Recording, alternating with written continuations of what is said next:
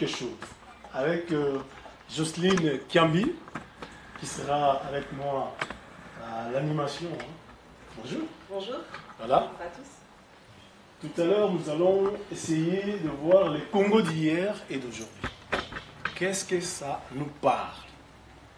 Et entre deux, nous avons deux conférenciers qui vont s'affronter avec, je dirais, le Congo d'hier et le Congo d'aujourd'hui. Qu'est-ce que ça nous réserve pour le Congo de demain? Nous allons voir ça ensemble. Je sais que tu as quelque chose à rajouter ou bien cette Alors déjà, juste vous souhaiter la bienvenue. Merci d'être venu. Et puis, c'est vrai que on le voit, c'est des panélistes très différents. Comme vous pouvez le voir, c'est un peu comme un choc intergénérationnel, mais une discussion plutôt sous cette forme-là. Et on peut aussi le voir en fait dans le public qu'on a aujourd'hui, qui est aussi très diversifié.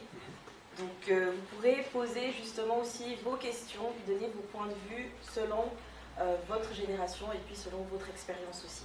Donc n'hésitez pas. Alors, nous allons laisser la parole maintenant à M. Augustin, qui est le président du phare, le forum des associations de Renan, qui nous reçoit dans cet endroit, qui va essayer de nous introduire selon sa pensée par rapport à la communauté congolaise qui vit au niveau de Renan. J'appelle M. Augustin, s'il peut prendre la place pour nous présenter un peu l'endroit où nous sommes.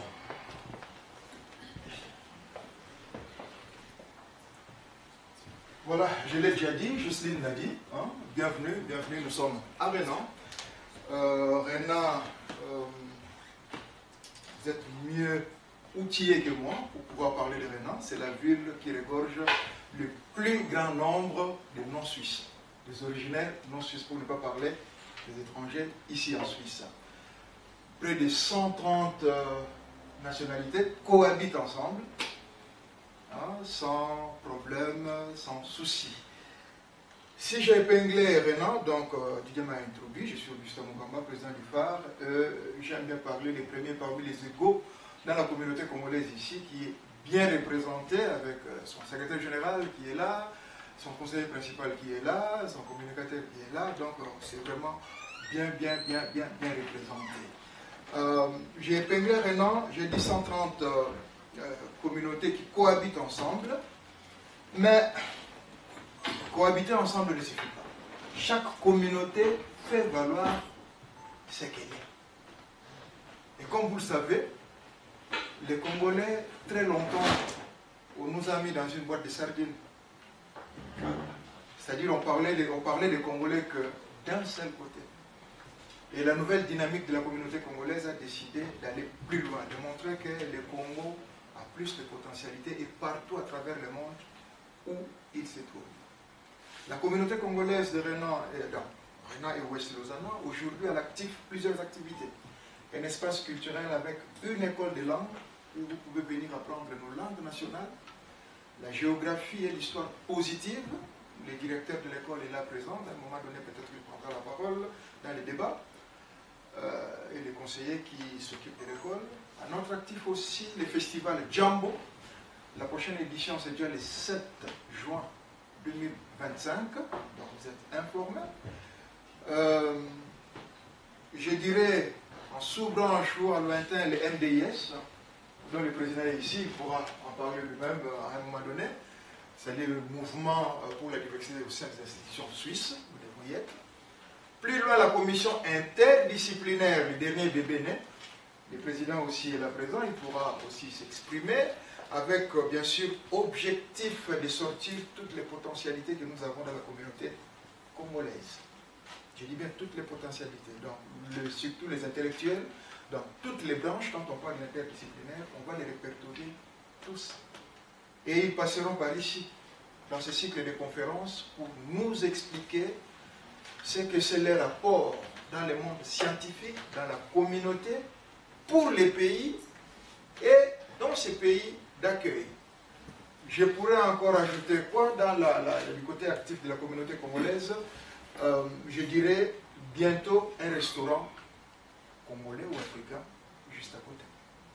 Donc pour vous dire qu'il y a beaucoup de choses qu'on fait. Mais pour aujourd'hui, l'honneur et la place est donnée à notre cher aîné, un baobab, fier encore qu'il soit en vie, et qu'il partage sa sagesse.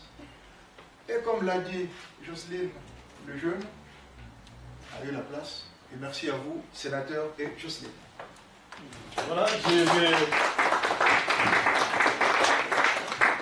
je vais laisser la parole à Jocelyne qui va nous présenter les panélistes qui sont en face de vous. Hein, et de vous. Tu as la parole, Jocelyne. Merci. Alors, déjà, je vais commencer par donner, on va dire, l'honneur à M. Paul Kalungu. Et puis, je vais vous laisser vous présenter, parce que je pense que c'est un parcours tellement riche, en fait, que même moi, je ne saurais pas forcément le dire. Donc, très brièvement, juste nous présenter qui vous êtes, et puis ensuite, j'enchaînerai avec vos deux conférenciers. Merci.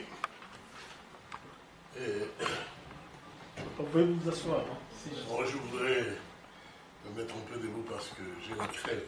Ah ouais. J'ai fait un effort aujourd'hui pour quand même vous honorer. Ça fait 2 jours que je suis vraiment alité. Alors, voilà. Vous avez le micro. Vous pouvez prendre le micro, parce qu'on ne pas très bien. Je préfère parler comme ça. D'accord. De prime abord, je remercie de tout cœur le président Augustin Mukamba qui a porté son dévolu sur moi et pour venir vous entretenir ici du Congo, mon pays. J'espère que parmi vous, il n'y a pas que des Congolais d'origine, peut-être aussi d'autres nationalités diverses qui sont venus en tout cas nous honorer à cette conférence. Et je remercie le thème d'ailleurs qui est là. C'était où? C'était le Congo d'hier à aujourd'hui, un décryptage intergénérationnel. Je m'arrête sur intergénérationnel. Je suis tellement heureux de voir que de me voir dans un panel où je vais animer cette conférence avec mon neveu, qui est Jean-David, qui symbolise effectivement cet aspect intergénérationnel. Et c'est très important de le souligner. Je m'appelle Paul Kabamba.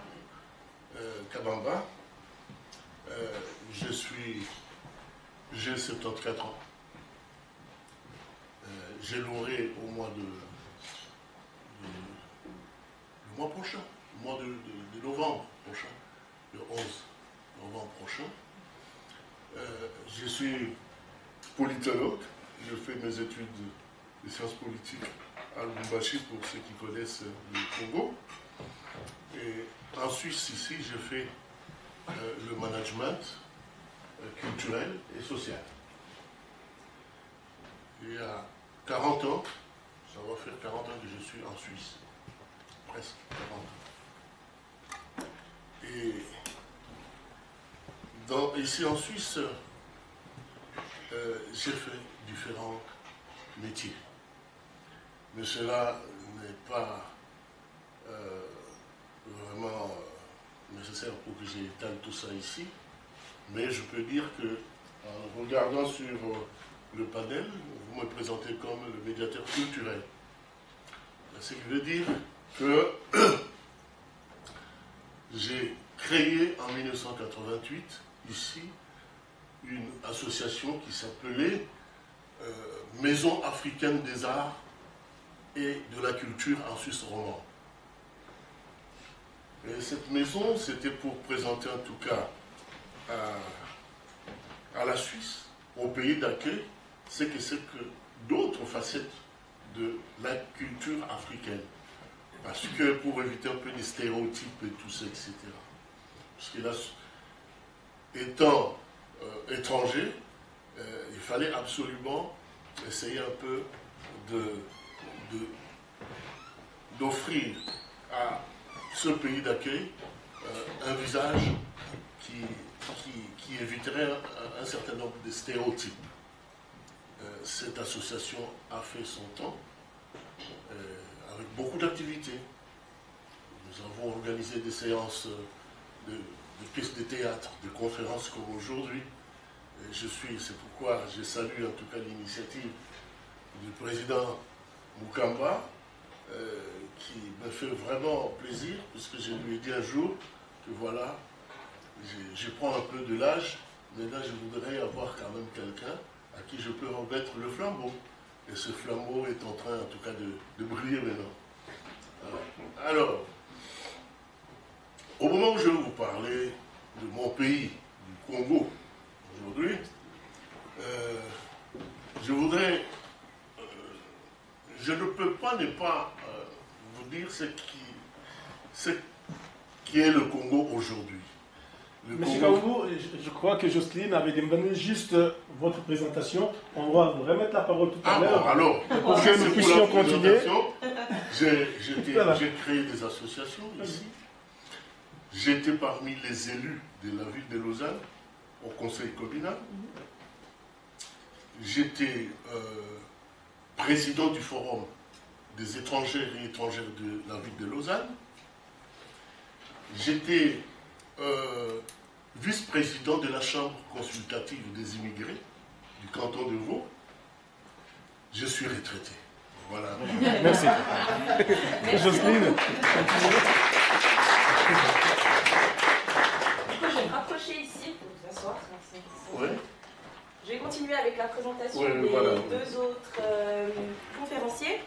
Donc, on a Jean-David Pantet Chibamba, originaire de Lausanne, passionné de géopolitique et de sociologie. Ce sont des domaines qu'il explore à travers sa formation et son engagement professionnel. C'est aussi quelqu'un de formé d'un bachelor en sciences politiques, d'un master en relations internationales avec une spécialisation en études africaines. Et Jean-David occupe actuellement le poste d'agent de communication au CHU, tout en dirigeant également le think tank Independent UPIA, c'est ça? C'est en anglais ou UPIA? C'est en swahili. Sans swahili, ok. Autant pour moi. Dans lequel vous êtes chercheur. C'est ça. Voilà. Donc ce think tank se concentre justement sur des enjeux africains contemporains. Donc on est vraiment aussi un peu dans la thématique de ce qu'on fait aujourd'hui. Et puis sinon, un peu pour les à côté, donc il est passionné de boxe anglaise, des dynamiques géopolitiques et de la sociologie. C'est juste parfait. Et puis finalement, Jonathan Bondo, qui lui est né à Kinshasa, qui est arrivé en Suisse en 2006, donc c'est aussi un parcours un peu différent, et qui a su tracer justement un parcours assez impressionnant à travers des formations très variées et des expériences professionnelles variées. Et quand je dis parcours différent, c'est là où on va pouvoir voir que justement le parcours de la migration finalement ne s'arrête pas qu'à ce qu'on peut croire, parce que Jonathan a commencé par un apprentissage de peintre en bâtiment, ensuite il a été diplômé de l'école supérieure d'éducateur. Aujourd'hui, c'est un bachelor en travail social et actuellement en formation pour un master en travail social également. Il occupe actuellement le poste d'assistant d'enseignement à la Haute École de Travail Social de Genève, où il partage son savoir et son expérience avec la nouvelle génération d'étudiants. C'est bien juste. Et puis aussi pour les à côté, c'est un passionné de football, de recherche en sciences sociales et politique sociale, très fort aussi dans le management et la gestion de projets, et il va aussi nous partager son expérience aujourd'hui. Voilà la présentation de nos trois intervenants. Nous allons commencer notre débat. Je vais remettre la parole à M. Paul Kaoumou qui va nous exposer pendant 8 minutes, papa. 8 minutes. Merci. En venant, on m'avait dit que c'était 5, mais merci en tout cas de m'ajouter. Voilà, vous avez 8 minutes pour votre exposé. Je vais faire un effort. Voilà. Merci à vous, merci à l'assistance. Je vais vous parler brièvement du Congo, qui est mon pays d'origine, qui est aujourd'hui un pays malade, puisque c'est un pays qui croupit sur différents fléaux. Il y a 2 mois, nous avons appris qu'il y avait un naufrage dans les Kwilu, pour ceux qui connaissent la province du Kwilu, où on a enregistré plus de 300 morts. Et pas plus tard que la semaine passée, je crois, cette semaine passée, nous apprenons encore qu'il y a eu naufrage sur le lac Kivu, donc dans l'ouest, dans l'est, pardon, du pays, où on a enregistré plus de 700 morts.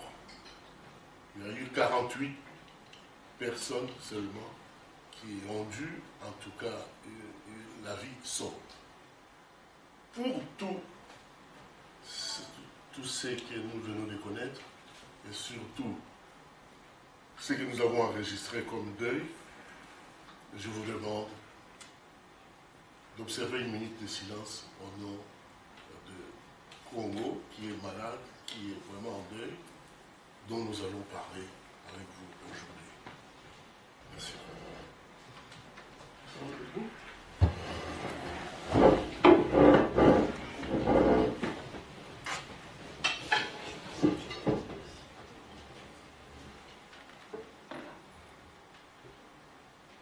Merci beaucoup.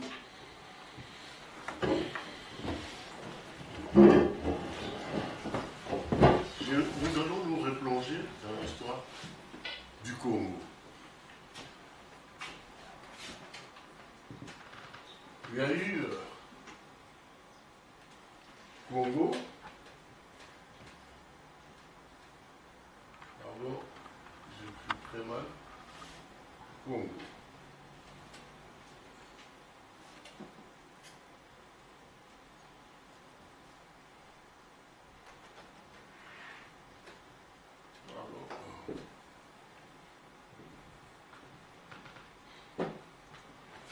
Congo,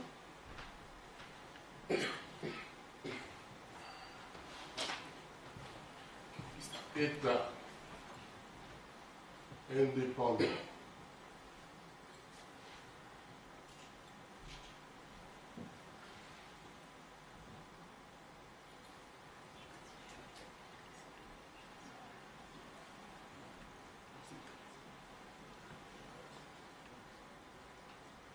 Du Congo.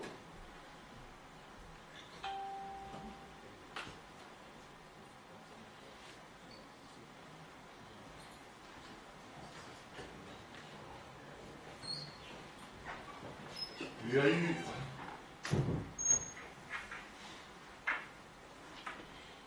Est-ce que vous arrivez à lire ou bien, vous arrivez à lire? ou bien on essaye de déplacer le tableau?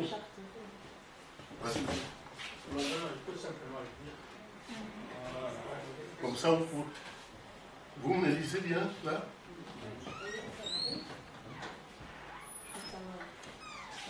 Voilà.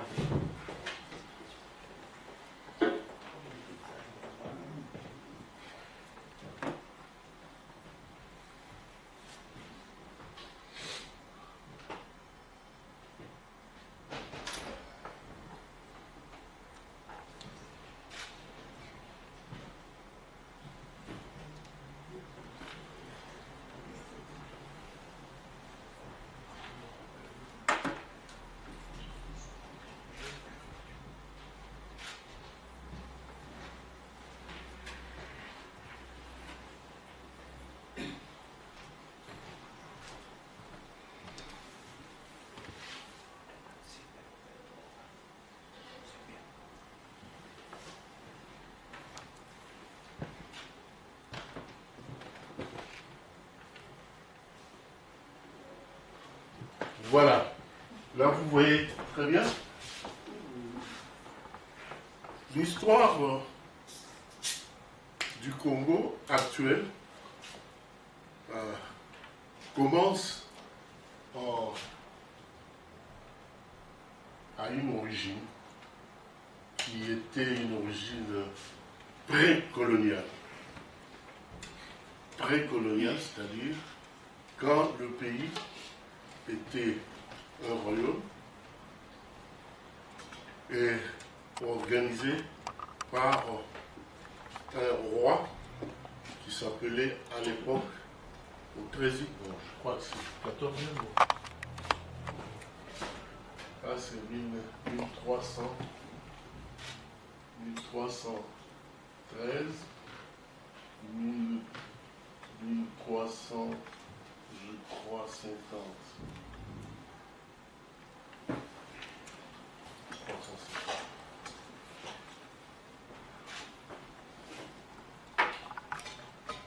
Donc,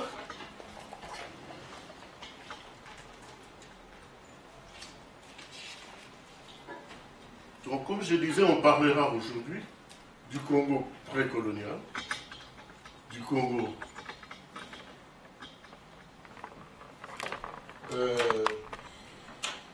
qui s'appelait État indépendant du Congo, un Congo qui s'appelait Belge, le même Congo s'appelait République du Congo, et puis la RDC actuelle, qui deviendra par après le Zaïre, et enfin qui retrouvera encore son nom de la République démocratique du Congo.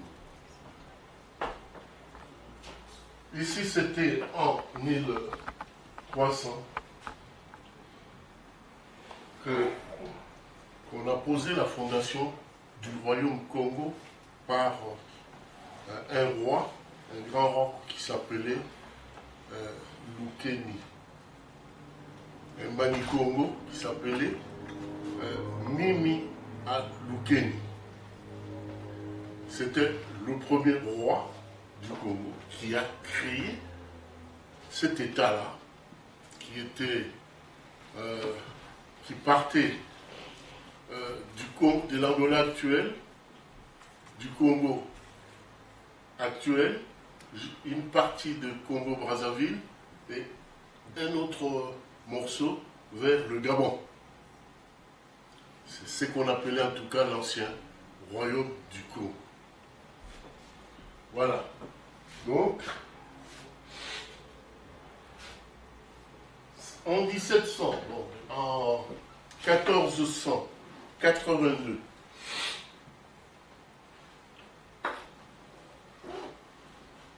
il y a un auteur qui avait dit que la vieillesse est un naufrage.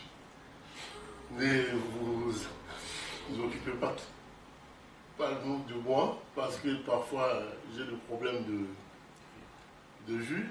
Je dois tout le temps changer de lunettes. Je disais tout à l'heure que l'histoire précoloniale parle de la fondation du royaume Congo avec K. C'est ça le vrai nom du Congo. À l'origine, c'était Congo avec K. C'était à cette période-là, en 1300, que le roi qui s'appelait Nimi, le roi Lukeni, créa cet État. Et au début du XVIe siècle, ce territoire central couvrait une superficie de plus de 300 000 km². J'ai expliqué ici que ça partait de l'Angola, du Congo actuel, de la RDC, jusque de l'autre côté du fleuve, le Congo-Brazzaville et une partie du Gabon. C'était la superficie de 300 000 km² au nord et au sud de l'embouchure du fleuve Congo. Et il comptait en cette période-là une population d'environ 3 millions d'habitants.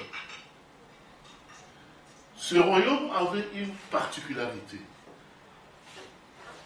C'est-à-dire que le roi Nimi, quand il a fondé ce royaume, il a doté ce royaume aussi du mode de fonctionnement qui était tout à fait exceptionnel à cette époque-là. C'était donc une démocratie. Donc, c'est-à-dire, les gens croient que la démocratie est une espèce de denrée importée qui vient de l'Occident.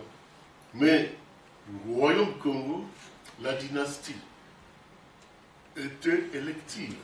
C'est-à-dire, les rois étaient élus par des sages. Donc, c'était un État démocratique, un royaume qui fonctionnait de manière démocratique, jusqu'à l'arrivée donc au premier contact de l'Occident, qui est marqué en 1482. Je vais vous le lire ici, parce qu'il faut que je vous le lise.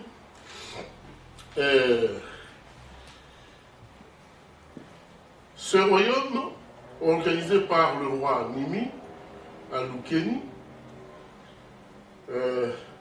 avait une superficie de 300 000 km² au nord et au sud de l'embouchure du fleuve Congo, et il comptait une population d'environ 3 millions d'habitants. Et sa particularité était que si la monarchie y était sacrée, mais elle était néanmoins élective. Ce qui sous-tend que la démocratie n'était pas une denrée d'importation extérieure, c'est-à-dire venue de l'Occident. Les habitants du Congo de l'époque ne s'appelaient pas les Congolais, c'était les Congos. Les Congos avec...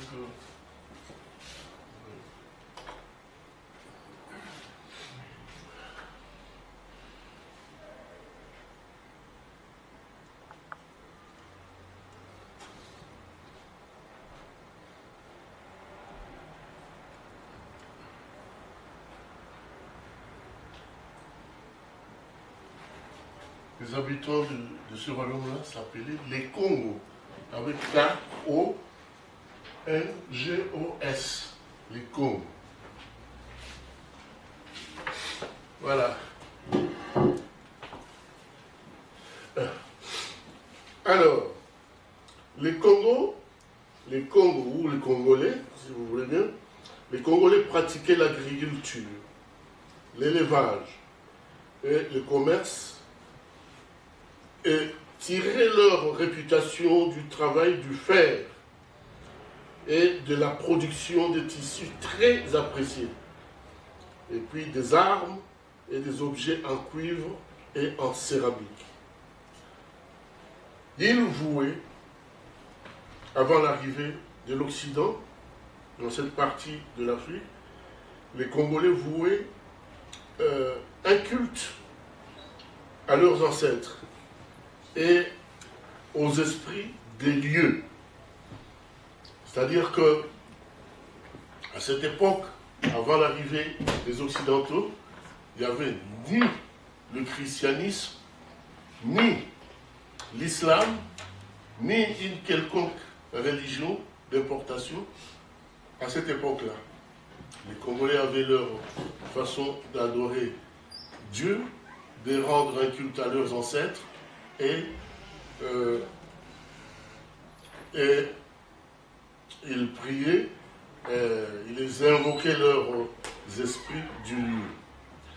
En 1482, une expédition navale portugaise atteint l'embouchure du fleuve Congo. Alors que le commandant de cette expédition, qui s'appelait Diego Cao,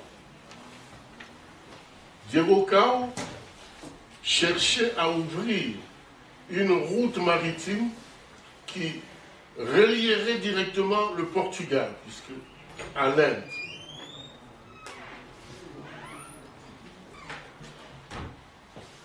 Je reviens pour les